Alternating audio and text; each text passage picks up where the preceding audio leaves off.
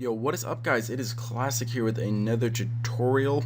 It's basically these animated arrows that are motion tracked going towards my other motion track. I think it's a pretty cool effect. A couple of me asked me how I did it, so yeah, I guess I would go ahead and make a tutorial for you. It is like the tutorial that Baker has. It's basically the same thing, but here I show you how to make the X's and how to motion track it and rotate it and get glow and stuff on it and have a nice shine like it does here. Like like you see right there, the faded where it's shining but it's getting glimpsing away. It's a great effect, I think. Looks really cool. So anyways, I'm gonna go ahead and get into it. So yeah, here, let's just delete all that. Yes, I don't care. Alright, I'm just gonna make a new comp, whatever. Alright, composition, new composition, 5 seconds. 5 seconds is what I would recommend. Any longer and it's probably being overused. So the font that I like to use is Typograph Pro. It's very bold, very nice, extra bold. You can use other fonts, I'm sure, but this is the one that I highly recommend. You can do like a thinner arrow, or there's other stuff you can do, but I personally agree with semi-bold or extra bold would probably be the best.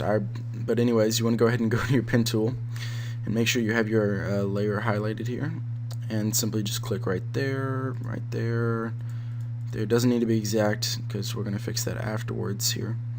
And let's go ahead and click right there and use your arrows while holding down shift. You can go ahead and fix that and then click that and hold down shift and just try to get it cleaned up here.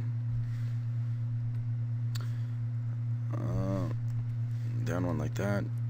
That looks pretty good, I think. So yeah, looks pretty good arrow here. So we're just going to drag that back over here because we want it to go from right to left. So right away we are going to go ahead and hit T on our keyboard. Y, the X is selected. Go ahead and drop a keyframe at 100 right here, and then go to 25 frames. Go to 25 frames right there and just bring it down to 0, and then go ahead and go, I believe it's 30 more frames, and drop another one around 105. So 100 at 0, and then go all the way to 25 frames and drop another and bring it down to 0. So 100 to 0, and then you will see why here in a minute, but then go to 105, so 1 second and 5 frames, and drop it back down to 0. And then we are going to hold Alt and click on the stopwatch, and this is going to bring up our expression opacity, and you have this little help menu right here, the expression menu. We're going to go to property, and we are going to go to loop output, not loop duration, loop output. So we're going to go ahead and click loop output here. We're going to drop it like this.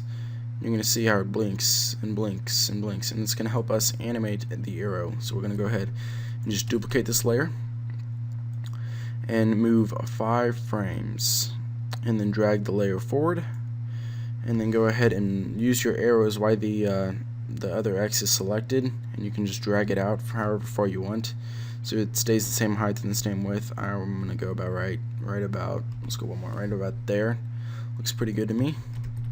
Then I'm gonna go to 10 frames and drag this one over,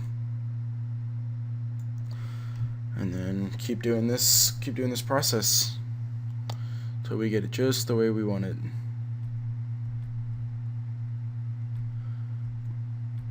And I know the X's aren't perfect. I could take more time like I did in an actual edit, but for the sake of the tutorial and for sake of time, I'm just going to leave it as is.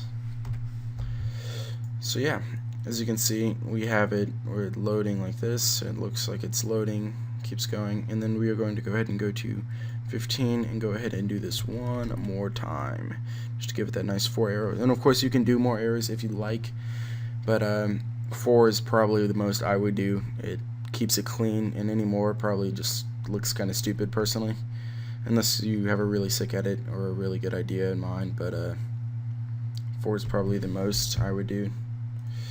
So if we watch here again, it goes like that, and that's why the breaking point's right there, because we want at right there, see, we don't want that.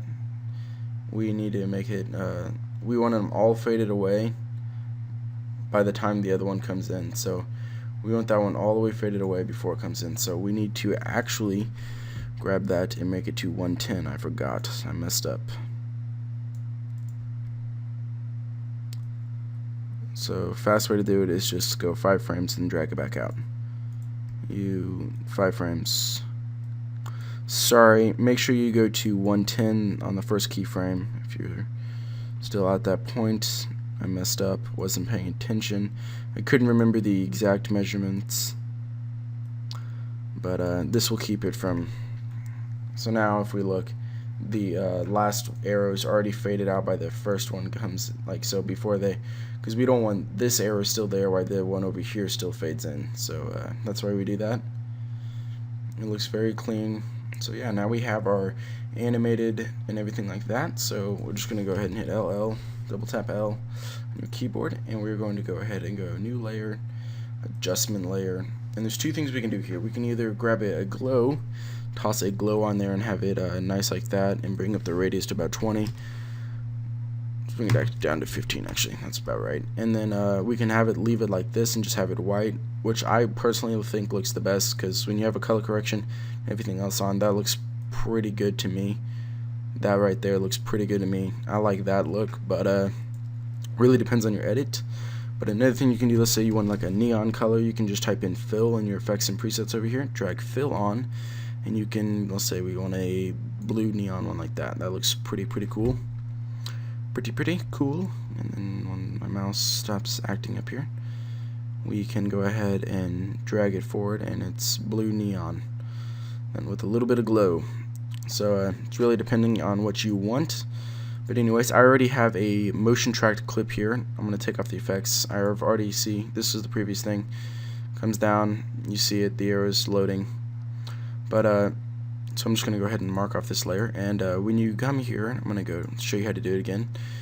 We're going to track points. If you do not know how to do a 3D motion track inside After Effects, you take your clip and you go to Effect, and you go to Perspective, and you go to 3D Camera Tracker. I've already done that, and it takes about 10-15 minutes depending on the clip and the length of it. And it will load, and then you should get all these little points all around here. So if you get all these little points, you should be able to click on it and it'll say create null and camera. But since I already have my 3D camera tracker, it will not tell me to make a new camera. So we'll just say create null and camera, and that's what you click, and then you'll get something that looks like this. It will be called the track null. And then so what you want to do from there is you want to grab your comp whatever where your arrows are. It's comp 5 for the sake of this tutorial, and I drag that in right there.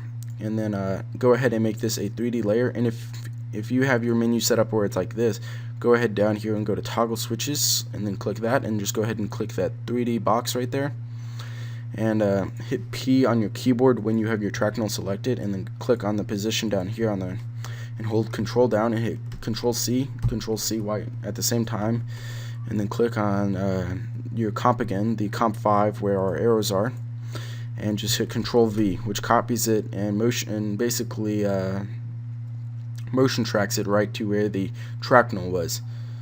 So the track null was motion tracked right there, and my arrows will be right there. You can have it either like this, or you could, let's say we grab this and we rotate it. We could rotate it upwards. We can do lots of things with this. You can rotate it back down. You can just do a whole bunch with this. You can lay it flat like this and have it going like this here. If we watch, it's just loading. It's like pointing us to you. But yeah, there's a whole bunch of things you can do to it. I really hope you guys enjoyed this tutorial.